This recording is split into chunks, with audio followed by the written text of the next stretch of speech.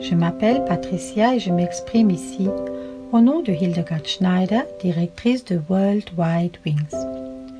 Voici le 57e épisode de ma série Éveil messianique intitulé « Le Fils de l'homme viendra sur les nuées du ciel ».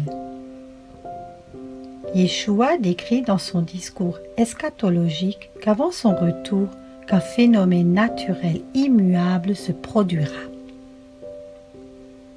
Aussitôt après ces jours de détresse, le soleil s'obscurcira, la lune ne donnera plus sa lumière, les étoiles tomberont du ciel et les puissances célestes seront ébranlées. Alors le signe du Fils de l'homme apparaîtra dans le ciel. Tous les peuples de la terre se lamenteront et ils verront le Fils de l'homme venir sur les nuées du ciel avec beaucoup de puissance et de gloire. Matthieu 24, versets 29 à 30. Yeshua faisait également référence aux paroles du prophète Joël. « Je ferai des prodiges dans le ciel et sur la terre, du sang, du feu et des colonnes de fumée. Le soleil se changera en ténèbres et la lune en sang avant l'arrivée du jour de l'Éternel, de ce jour grand et terrible. » Joël 3, versets 3 à 4. Ce grand jour est aussi évoqué dans Acte 2, verset 20. Le soleil se changera en ténèbres et la lune en sang avant l'arrivée du jour de Yahweh, de ce jour grand et glorieux. Le mot glorieux signifie en grec épiphane. Épiphane signifie entre autres l'apparition inattendue d'une divinité. Yeshua poursuivit dans son discours sur la fin des temps. Alors le signe du Fils de l'homme apparaîtra dans le ciel. Tous les peuples de la terre se lamenteront et ils verront le Fils de l'homme venir sur les nuées du ciel avec beaucoup de puissance et de gloire. Matthieu 24, verset 30. Quel sera le signe du Fils de l'homme qui apparaîtra? Le Fils de l'homme viendra sur les nuées du ciel. Yeshua utilise ici le langage de l'Exode. Le mot grec néphélé pour nuage, mentionné dans la concordance Strong française référence G3507, est le même mot utilisé dans Exode pour décrire la colonne de nuée. Yahweh allait devant eux, le jour dans une colonne de nuée, pour les guider sur leur chemin, et la nuit dans une colonne de feu pour les éclairer, afin qu'ils puissent marcher jour et nuit.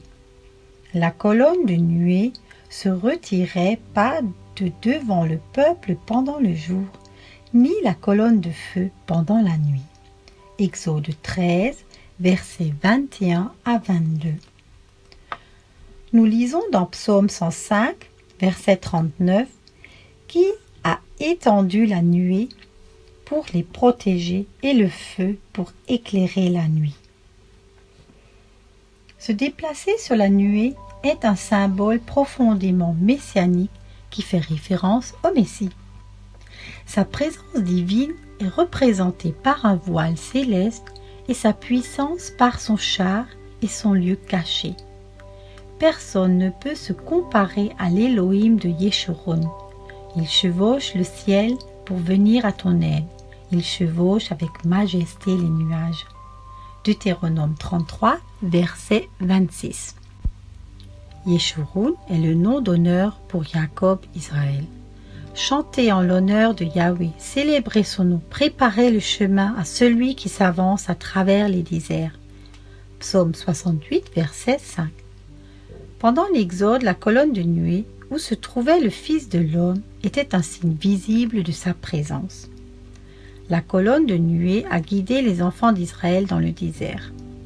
Nous lisons dans Exode 14, verset 19, « L'ange de Elohim qui marchait devant le camp d'Israël quitta cette position et marcha derrière eux, et la colonne de nuée qui les précédait fit de même. » L'ange, en hébreu malach, ainsi que la colonne de nuée ont quitté leur position.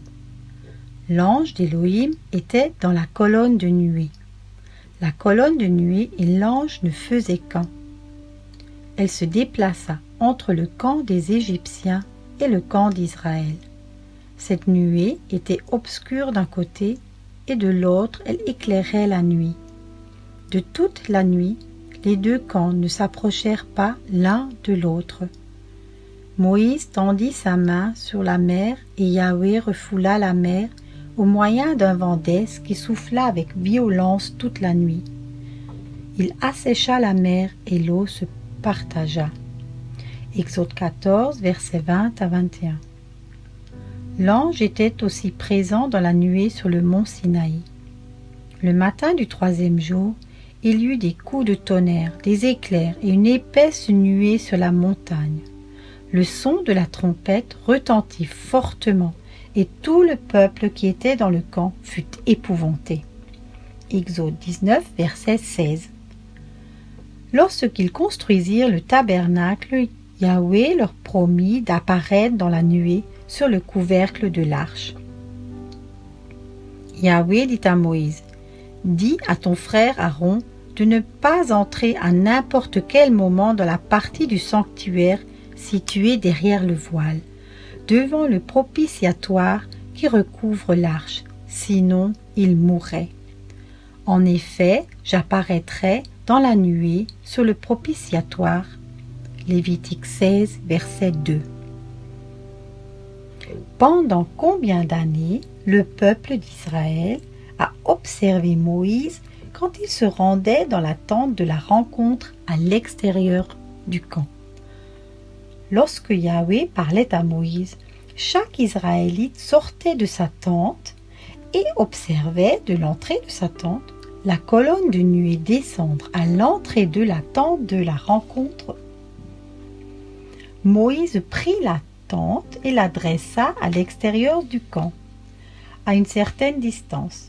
Il l'appela tente de la rencontre.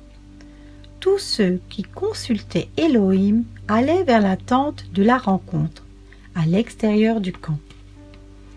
Lorsque Moïse se rendait à cette tente, tout le peuple se levait. Chacun se tenait à l'entrée de sa tente et le suivait des yeux jusqu'à ce qu'il ait pénétré dans la tente. Exode 33, versets 7 à 8. Lors de la dédicace du temple, la nuée remplit la maison de telle sorte que les prêtres ne pouvaient pas faire leur service à cause de la nuée, car la gloire de Yahweh remplissait la maison de Yahweh. Nous lisons dans 1 Roi 8, versets 10 à 11. Au moment où les prêtres sortirent du lieu saint, la nuée remplit la maison de Élohim. Les prêtres ne purent pas y reprendre leur service à cause de la nuée.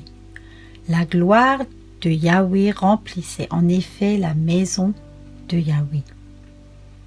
En résumé, on peut dire que la présence divine dans la nuée faisait partie intégrante de la vie des Israélites. L'annonce du retour de Yeshua sur les nuées se réfère au langage de la Torah et n'a rien de nouveau. Même Daniel en a déjà parlé. Pendant que je regardais dans mes visions nocturnes, quelqu'un qui ressemblait à un fils de l'homme est venu avec les nuées du ciel. Il s'est avancé vers l'Ancien des jours et on l'a fait approcher de lui. On lui a donné la domination, la gloire et le règne, et tous les peuples, les nations et les hommes de toute langue l'ont servi. Sa domination est une domination éternelle, qui ne cessera pas et son royaume ne sera jamais détruit. Daniel 7, versets 13 à 14. Si nous rapprochons les déclarations du Nouveau Testament, la Brit Hadasha, au contexte hébraïque d'origine, nous acquérons un savoir profond. Ainsi, nous comprenons mieux quel est le rapport entre la nuée dans laquelle ou sur laquelle Yeshua revient et le signe du siège qui symbolise la présence divine, en hébreu la Shekhinah, Ce mot est dérivé du mot araméen shakan, repos. Il est intéressant de noter que Yahweh a placé son signe de l'alliance, l'arc-en-ciel, dans les nuages. J'ai placé mon arc parmi les nuages et il servira de signe de l'alliance conclue entre moi et la terre. Genèse 9, verset 13. Ces deux signes de sa gloire, l'arc-en-ciel et les nuages, sont reliés entre eux d'une manière toute particulière. L'arc-en-ciel, écoutez bien et en soyez émerveillés, a 7 couleurs: rouge, orange, jaune, vert, bleu, indigo et violet. En additionnant toutes les couleurs selon un mélange additif, le résultat final aperçu par l'homme est le blanc. Le scientifique Isaac Newton a découvert au XVIIe siècle que cette lumière blanche peut être décomposée en un spectre visible à travers un prisme, c'est-à-dire les couleurs spectrales. Par conséquent, si vous laissez la lumière blanche tomber sur un prisme, vous pouvez observer que la lumière blanche a été décomposée en différentes couleurs. Selon les couleurs spectrales, rouge, orange, jaune, verte, bleu, indigo ou violette. Celles-ci se reflètent dans l'arc-en-ciel. Le soleil est la source de la lumière blanche et les gouttes de pluie assurent la décomposition.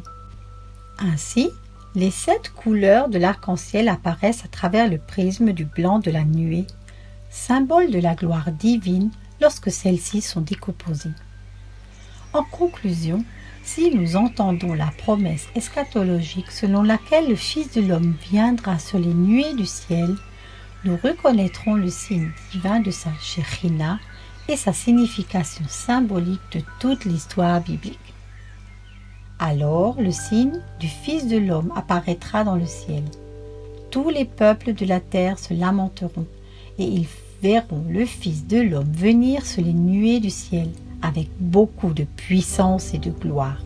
Matthieu 24, verset 30. Soyez tous richement bénis.